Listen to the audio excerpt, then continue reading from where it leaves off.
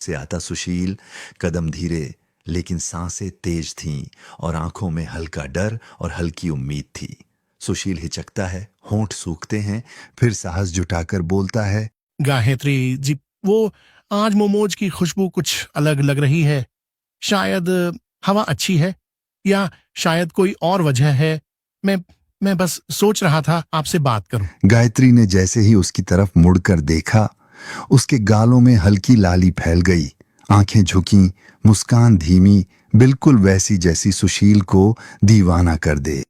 सुशील जी, आप हर दिन कुछ नया बोल जाते हैं और मैं हर बार ये समझ नहीं पाती कि क्या जवाब दूं। लेकिन ये आपकी बातें मन को बहुत ठंडक देती हैं, जैसे कोई मीठी मिठाई। और तभी गायत्री का पति गणेश उसे कहता है, चेहरा लाल, आंखें तनी हुई, मन में जलन और शक। अरे सुशील, तू फिर आ गया। मोमोज खाने आता है या मेरी बीवी की आंखों में तैरने? साफ साफ बता दूं, मैं मेरे बीवी से बहुत प्यार करता हूं, इसलिए ज्यादा भी अच्छा मत बनो मेरे बीवी से।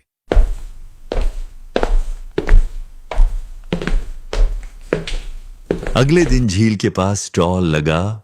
हवा ठंडी, पानी शांत, पर तीनों के दिल बेचैन। सुशील फिर आया, क्योंकि प्यार की जीपीएस कभी गलत नहीं रास्ता दिखाती। गायत्री जी, यहाँ का माहौल बहुत शांत है। मैं सच कहूं तो आपके साथ यहाँ खड़े होकर अच्छा लगता है। दिल में कुछ अजीब सा महसूस होता है। अच्छा, लेकिन जरा सा अजीब। गायत्री की पल के नीचे, होठों पर हल्की मुस्कान, सांसों में शर्म, वो सुशील से कहती हैं, सुशील जी, आप इतनी सीधी बातें कैसे बोल लेते हैं? मैं तो सुनकर ही मस्त मगन हो जाती हूँ, और ये झील पता नहीं क्यों दिल को और परेशान कर रही है। गायत्री, तू झील के पास भी प्यार की हवा बांट रही है क्या? और सुशील, तू इतनी ठंडी हवा में भी अपनी गर्म भावनाएं लेकर क्यों खड़ा रहता है मेरे पास? याद रख, गायत्री मेरी है, मेरी सांस है, और मैं किसी को उसकी तरफ टेढ़ी नजर डालने नहीं दूंगा। रात का चौक, चारों तरफ रोशनी, आवाजें, गाड़ियों का शोर, पर इस भीड़ में तीन दिलों का खेल सबसे बड़ा था। सुशील वहां भी आता है, लेकिन गणेश वहां आसपास नहीं था। गायत्री जी, मैं आपको पसंद करता हूँ। ये बात कहने से डर लगता है, लेकिन रुक भी नहीं पाता। आपकी हंसी, आपकी आवाज दिल में घर कर चुकी है। सुशील जी, ये बातें मेरे दिल को सीधे छू जाती हैं। मैंने कभी सोचा नहीं था कि कोई ऐसे मेरे लिए महसूस करेगा, लेकिन मैं कुछ समझ नहीं पा रही। दिल डरता भी है और खुश भी होता है। उसी पल गणेश परेशान हुआ आता है, गुस्से में, जैसे कोई हीरो गलत टाइम पर एंट्री मार दे। बस अब और नहीं। मेरी बीवी के सामने ऐसे वैसे इमोशन खोलने से पहले मुझे देख, मैं हूं उसका पति, प्यार करता हूं उससे, शादी भी की है, और तू मेरे ही सामने उसे प्यार भरे डायलॉग सुना रहा है। तुझे और कोई नहीं मिली क्या? माना कि वो खूबसूरत है, लेकिन वो पहले से ही मेरी होवी है।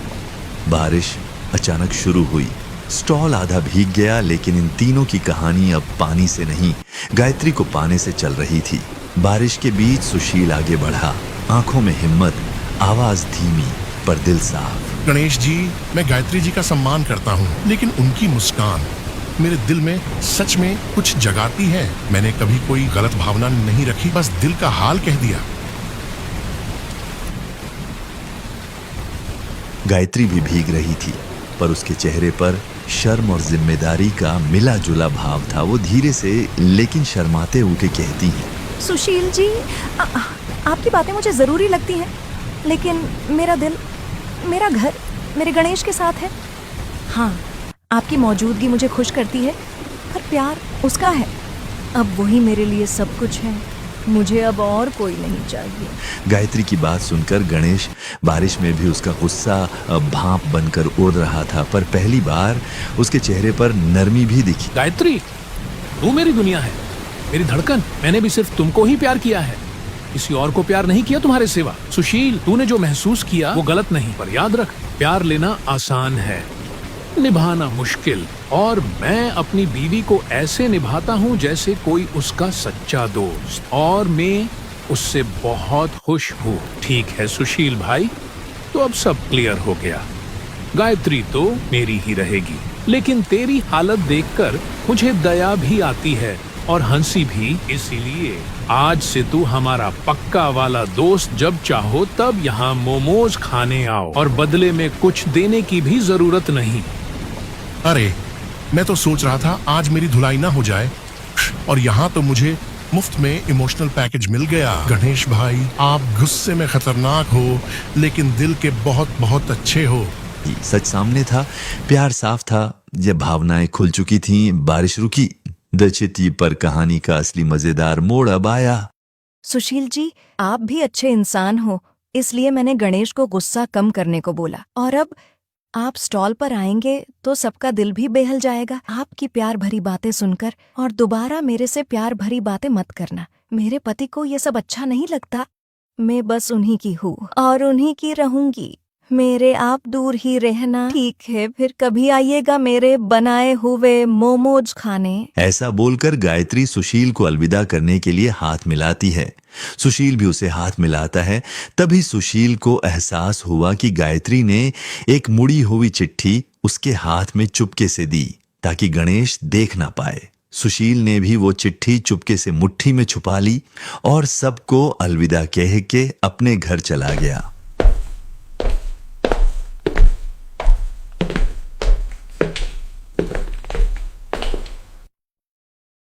अरे ये भला चिट्ठी गायत्री ने मुझे क्यों दी? चलो अब पढ़ भी लेता हूँ, देखूं तो क्या लिखा है इसमें। सुशील जी, मैं ये चिट्ठी इनसे चिपकर चुपके से लिख रही हूँ। मुझे भी आपसे बहुत प्यार है। मुझे आप बहुत अच्छे लगते हो।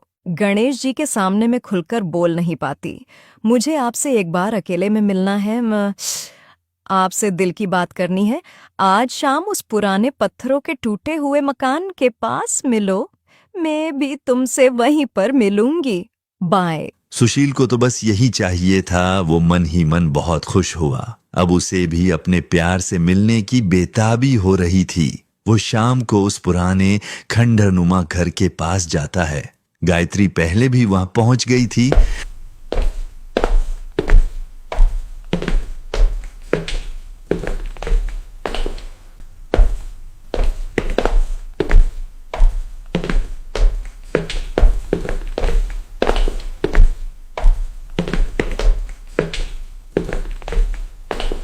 अरे गायत्री, तुम गणेश के सामने तो बड़ी कह रही थी कि मेरे से प्यार मत करो और दूर रहो, और अब ये क्या? लेकिन सच कहूं तो मैं तुम्हारी चिट्ठी पढ़कर फुला नहीं समा रहा था। तो क्या कहती हो? बोलो। महीनों की दूरी और इंतजार आज शाम ही खत्म करे। यहाँ कोई नहीं आएगा, जगह भी अच्छी है। बताओ मुझे। हाँ सुशील जी, मुझे अपने बाहों में भर लो। सारी दूरियां यहीं पर मिट